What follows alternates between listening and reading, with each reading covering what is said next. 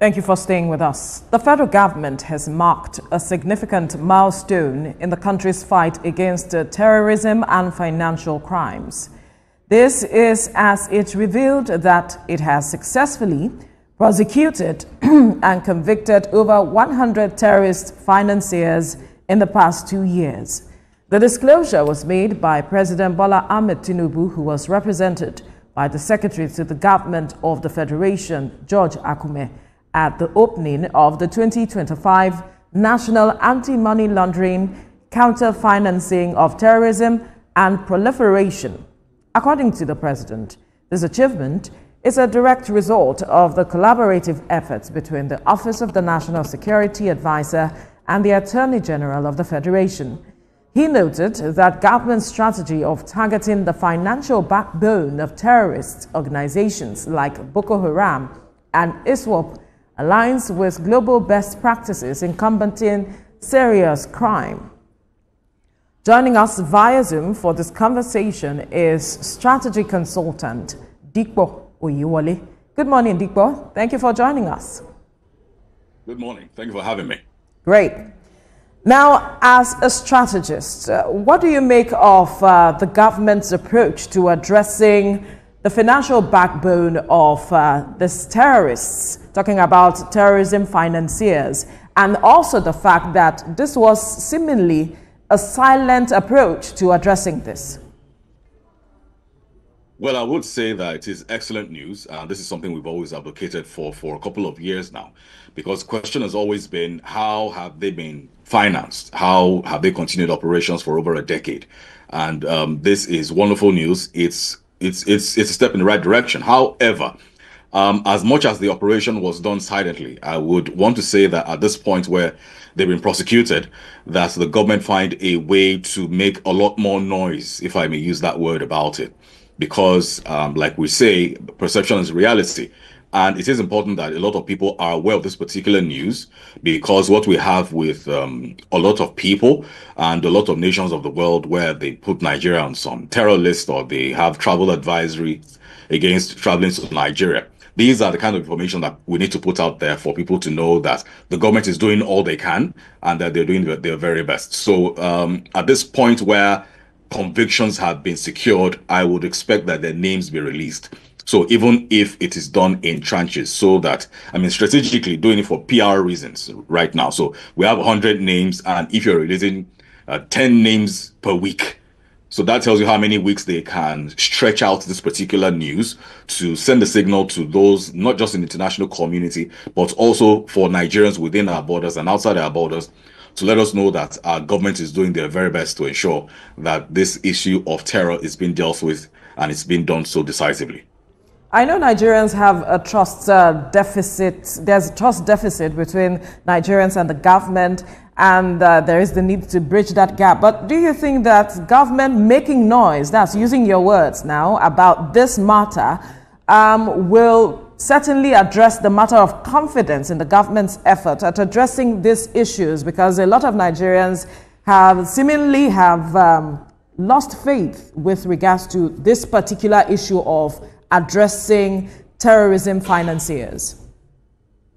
Yes, it will, because, I mean, like we've always discussed on this platform and others, that there is a huge gulf of trust between the Nigerian government and the people. And you really can't blame the people as well, because the government has also done a very poor job in the last couple of years to see how they communicate effectively with the people, to let them know how they're doing with certain things. Now, is the government perfect? No, they're not. But the few things they're doing right, I believe that it is incumbent upon them to see how they can communicate it adequately, because there are certain things that a lot of Nigerians will not necessarily see in their day-to-day life that is also going to be adding up in a couple of maybe weeks, months, or years to come, that would be beneficial to us. For example, the issue of safety. So when we're able to deal with issues around insecurity, then we know that the government is doing very well. And if you do not say it as often as possible, if you do not communicate it effectively, then everybody just assumes that the government is not doing anything about it, and they're just being lackadaisical. So yes, it will be a good idea for the government to see how they can put the word out there, because again, it is important that effective communication is done, and it's not just about what you say, it's about how you say it and when you say it. Okay, so when these things have been done and then you're keeping quiet about it, it's not an issue of saying, oh, okay, you know what, maybe we fix this particular road that people can see every day when they're going to work or when they're going about their business. But now this is something that people will not necessarily engage with personally in their daily life, and you need to let them know about it.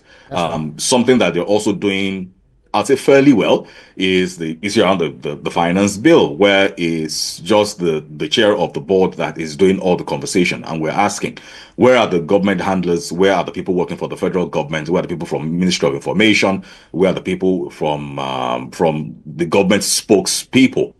What is going on with them? So why are we hearing this particular thing from only one source and one source only? So we must understand the place where effective communication is very important, especially where it is in the place where we're trying to build trust, because part of building trust is also being able to communicate your intentions and communicate what it is that you're doing or what you're trying to achieve. Interesting. So let me take you back in the memory lane. For instance, in 2021, the United Arab Emirates intensified its effort against terrorism by adding 38 individuals and 15 entities to its terrorist list. And at the time, some Nigerian, not Nigerian, but mentioned some Nigerians that they were also financiers of Boko Haram, ISWAP, etc. Also in 2022, they continued in this trajectory by also designating individual and 5 entities into those who are supporting and financing terrorism. And more recently, in especially on January 8th, 2025, UAE also added 11 individuals and 8 British-based entities. So I do not know, is there any reasonable justifiable ground for the government to say, yes, we've tried 100 persons who are financiers, but we don't have their name? What about the naming and shaming? Could there be any reason why their names are not mentioned, or what is the global best practice? Well, I wouldn't understand why they're not releasing the names, and you cannot say that you do not know their names if they've been prosecuted, okay? Because how a prosecution works is you call a person, either they are alleged to have committed a crime, charge them to a court of law, and you do that with their government name. So even if it's an issue of cyber stalking and all of that, and then you have the person's social media handle, you still have to go with their government name when they're filing a case against them in the court of law. So you cannot say that you do not know their names, or else how were you able to actually secure the convictions that you're saying that you've secured, or the prosecutions, as the case may be. So for me, I would say that it is important that they name them, and the reason why they're not doing it, I think it's something that we also need to hear from the side of the government. Again, goes back to effective communication, why it's important for them to excuse me, to withhold those names from Nigerians and from the rest of the world. Because like you gave a very good example that in the UAE, they have been releasing a lot of names, and they still done a couple that you mentioned earlier this month, a few days ago. So, and for a country like Nigeria, where somehow this issue of the terrorists, Boko Haram, ISWAP, has unfortunately and inadvertently become part of our national identity that we're also trying to see how we can scrub off. I would say that it's important that we put our best foot out there to communicate effectively that this is not what we're about, this is not what Nigeria is, and we are doing our very best. And part of that Mr. Oyewole, sorry to jump is being able to name. So if we fail to mention their names, and then we are claiming that we're fighting terrorism, even though we're saying some of the things that the Nigerian military is doing, and some of the exploits, they're also the grounds they're covering in terms of defeating Boko Haram and all of the criminals of this country. But if the names are not mentioned, how do you think, what impact do you think this might have on those who think, yes, I can finance terrorism, I can get away with this, and no one will, maybe if I'm tried, no one will name me, let alone shaming me and alongside my family. So what impact do you think this would have in the overall strategy of the fight against insecurity?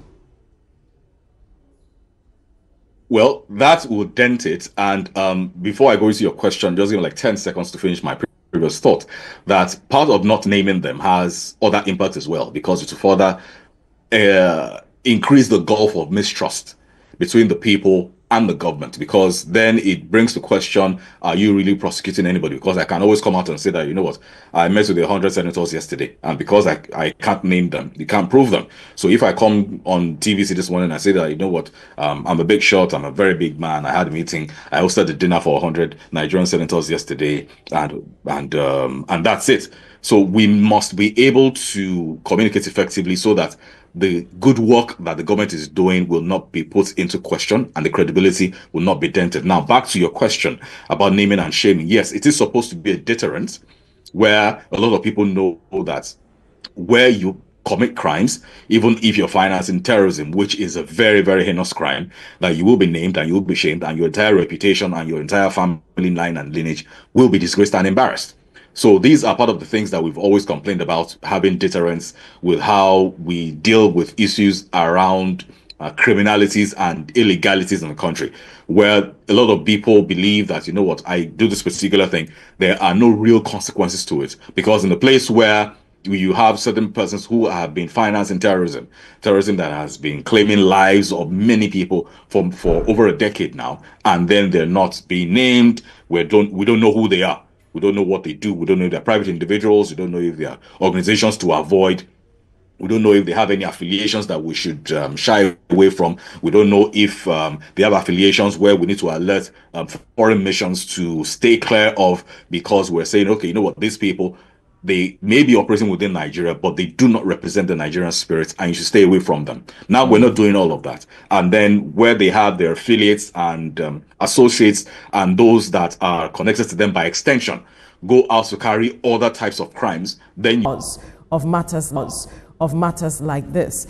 So if it's just a matter of a slap on the wrist that we are doing, then are we really being genuine with our fight against this matter that has been haunting us for quite a while? And I think that's what I will agree with Mr. Oyewole, who said that communication is very key. Because if you say you are gaining the grounds, you're actually winning against terrorists, how are you doing it? What are you doing? Who are the people that you're defeating? Who are these criminals, the enemies of this country that are making sure that we do not have a better life in this country? So if we have these names, have this information, have the process, sometimes they will tell you that some of this information are quite classified, so they can't release all of them, especially when it comes to the strategy.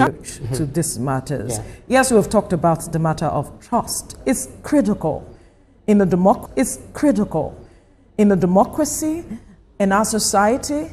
It's critical. The people must trust your effort at addressing any matter, and strategic communication is key.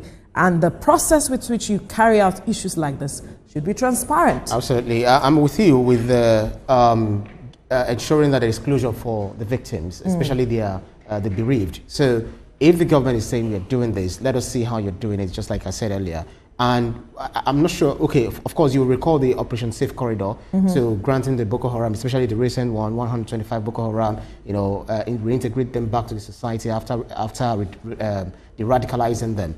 But others will say, no, come on, why should you bring them back? Because these people have actually committed atrocities against us, against the And how are you certain that their minds have been changed? And we've seen some they've have actually been de-radicalized as it is. They can only claim. We've seen some who had really gone back to these criminal acts, and even some of their families, the Stockholm syndrome that had affected some of the people that they kidnapped, maybe their wives, the children, etc. So I think it's a serious business when it comes to fighting insecurity, you know, fighting terrorism, because that takes huge chunk of right. So I understand that Mr. Dipo is back. All right, Dipo, if you can hear me now, yes. I heard your question. I heard your question. I asked the question earlier. Maybe your question was freezing the whole thing up. No, not a problem. All right, let's just get along now. I asked a question earlier based on the statement you made, the matter of naming and shaming, and I was asking if this is a reflection of we not necessarily trying to tackle this matter head on, since we are just giving them a slap on the wrist to say perhaps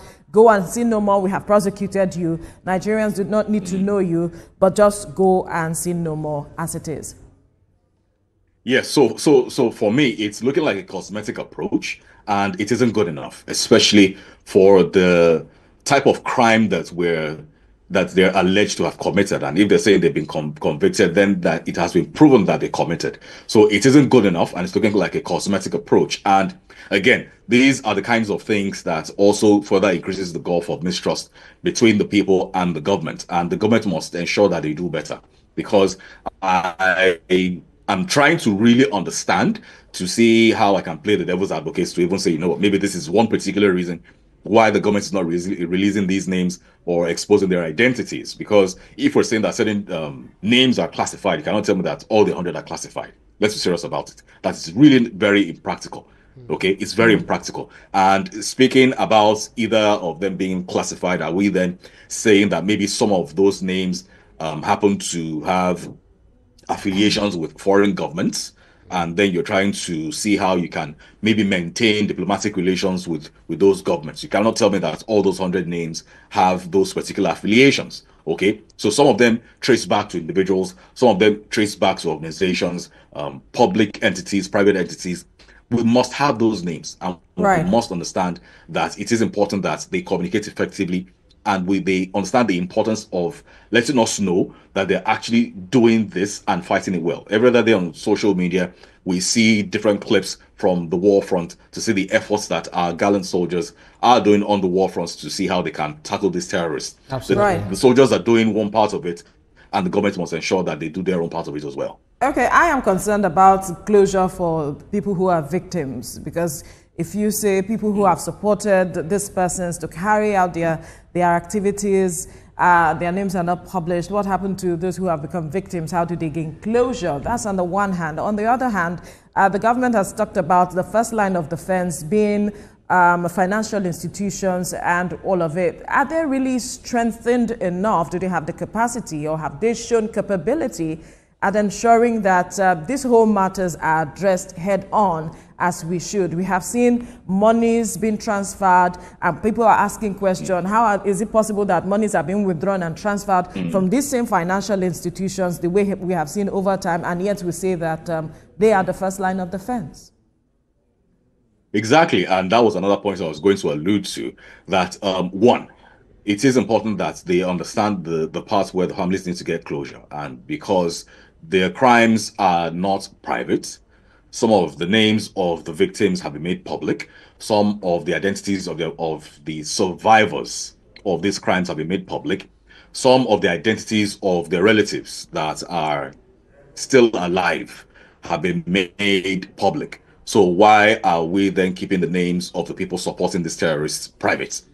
So speaking about giving people closure, yes, it is important that this is done, and it is done with that particular point in mind, amongst others. And sorry, what was the other question you mentioned? The financial institutions being the first line of defense.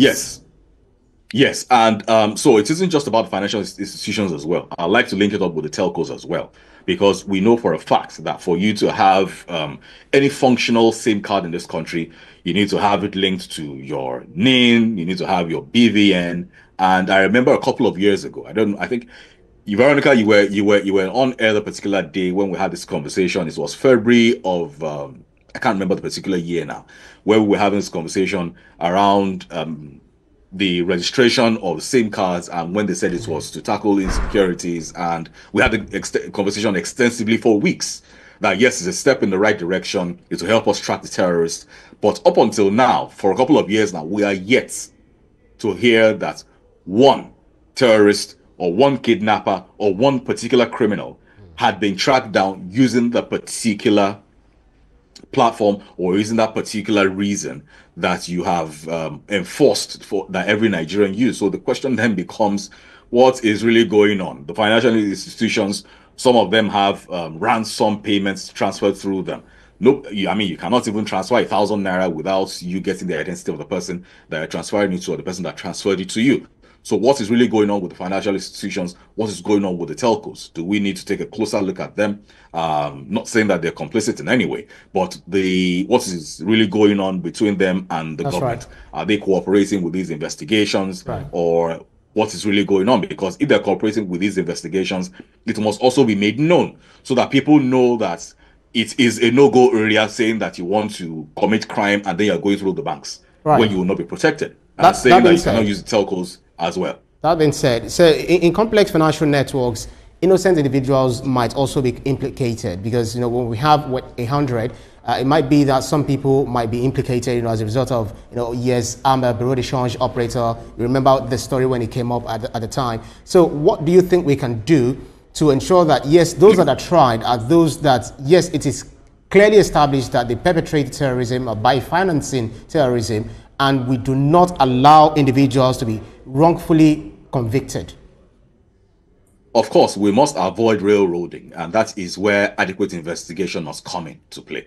So the question around maybe someone's account is being used to perpetrate crime and they didn't know anything about it is what you then get to investigate. Because if you take a look at some people's bank statements, or where you're able to track this particular account to belong to someone who is into any form of crime. Now, either they're kidnappers, either they're fraudulent people, either they're terrorists, you're able to first ascertain that this is where this account belongs to this particular criminal or alleged criminal, and then you're able to track the transfers that go into that particular account. And then you're saying that one particular account has done, for example, maybe more than one transfer to them. So it then begs the question, what is going on with this particular individual? There's no reason why. I believe that the Attorney General can always help with that, to write to the banks to say that, you know what, we want to take a closer look at this particular account to see how their activities are going. And all these things are very well put together within the legal framework of the country. So if we're being serious about it, and like we always say that it isn't rocket science, because in 2025, even rocket science is not even really rocket science like that again. So we must be very deliberate about it and must be very serious about it, especially because it isn't something that is so far-fetched that we can't get done, and also because it is woven within the legal framework of the country. So there isn't an issue around, oh, maybe you have to wait a long while before a court grants an injunction for you to do this particular investigation. I mean, you can carry out your investigation without even freezing the account, because it's when you freeze the account, the particular financier or the particular account holder will then know that, okay, maybe they're being looked at, or the activities are being looked into. You let the account continue to run, and then you're monitoring the account to see what the activities are on about. So if we're being serious about it, I believe that we'll get adequate results, and we'll get them definitively. Absolutely. All right. That's a fine place to leave the conversation.